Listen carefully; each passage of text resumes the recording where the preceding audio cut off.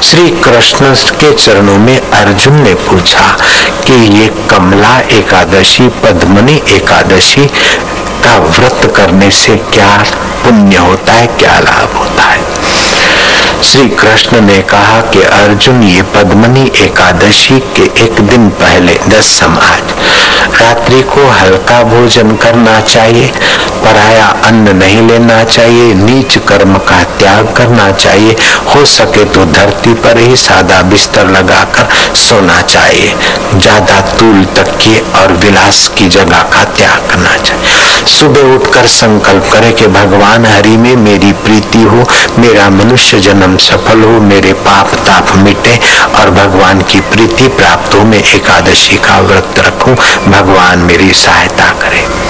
हो सके तो शुद्ध मिट्टी गंगा जी की अपने शरीर को मले और हे भूमि देवी, हे भगवान ब्रह्मा जी की करुणा कृपा की साक्षात मूर्ति, जीवों पर मेहर बरसाने वाली धरती माता, मेरे रोमकूपों को तू निर्दोष आरोग्यता दे और मेरे चित्त को भक्ति प्रदान।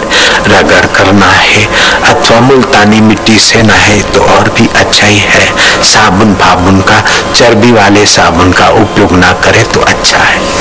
नहा धोकर भगवान की पुष्पों से, धूप से, दीप से पूजा करे, भगवान की आरती करे, हर्ष मनाए, नाचे, गाए, जप करे।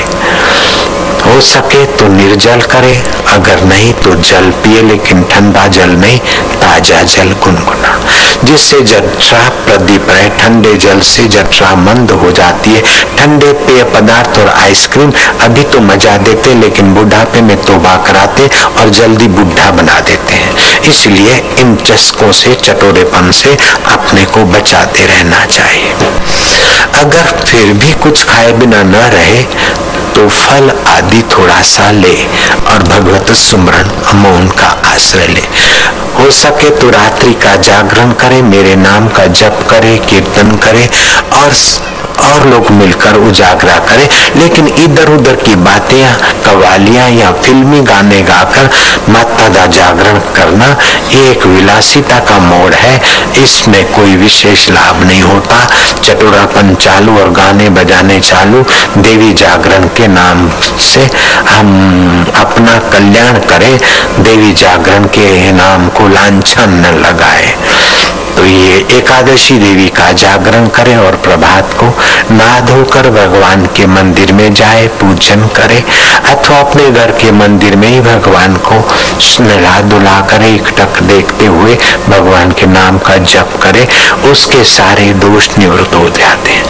हे अर्जुन, रात्रि के 4 पहर में भगवान की 4 बार पूजा करें।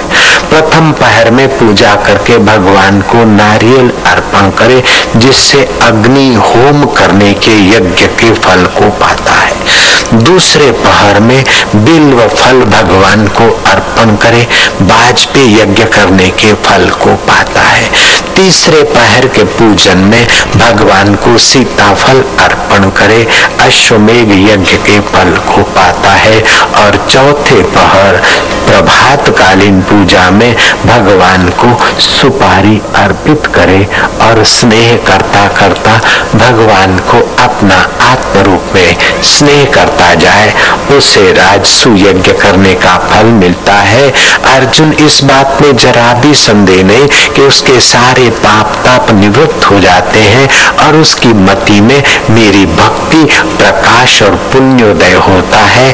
उसको रोजी रोटी के लिए लाचार मोहताज नहीं होना पड़ता, अपितु महापुण्यमात्मा तो दूसरों को भी रोजी रोटी और सुख और शांति, भक्ति और मुक्ति देने में समर्थ बन जाता है। इस प्रकार का जो एकादशी का व्रत करता रहता है।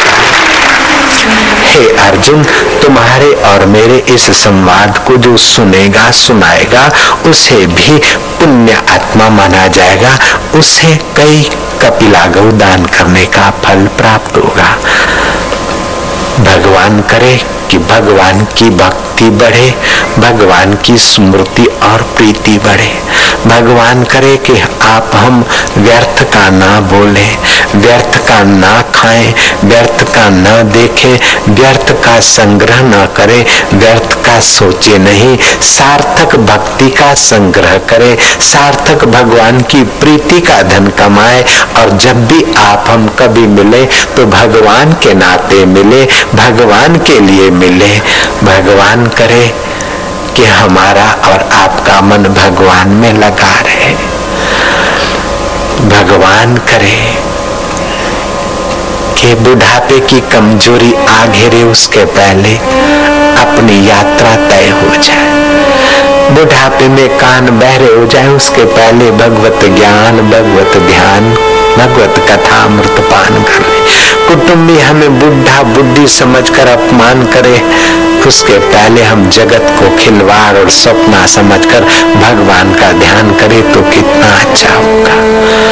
हम मर जाए, कुटुंबी हमें कंधे पर उठाकर शमशान में ले जाए, उसके पहले हम अपने दिल को संसार की मोहमाया से उठाकर दिल भर में ले जाए तो कितना अच्छा होगा।